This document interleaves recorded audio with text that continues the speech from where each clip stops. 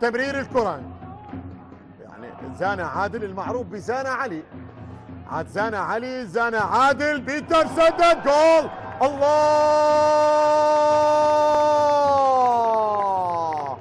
يفتتح التسجيل دهوك ويسجل أول أهداف المباراة عن طريق بيتر جورجيس في الدقيقة 13.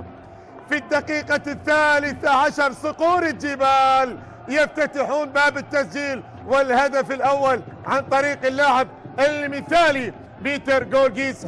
هذا هدف الخامس من خلال هذا الموسم. شوف الكرة اللي سدد الكرة بهدوء، وبالتالي الكرة على يمين حارس المرمى حسن نجم ليتقدم دهوك، يتقدم صقور الجبال بأول أهداف المباراة.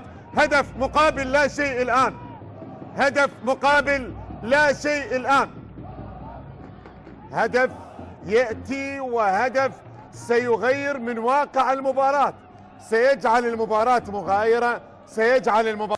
جماهير دهوك الحاضرة على المدرجات، شوف الأعداد، نعم قليلة ولكن أرفع لها القبعة، نرفع لها القبعة. ممكن ثاني، الله،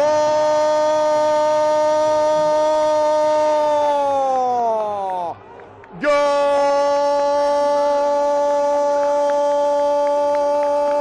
ثاني، هدف ثاني لصقور الجبال. هذه المرة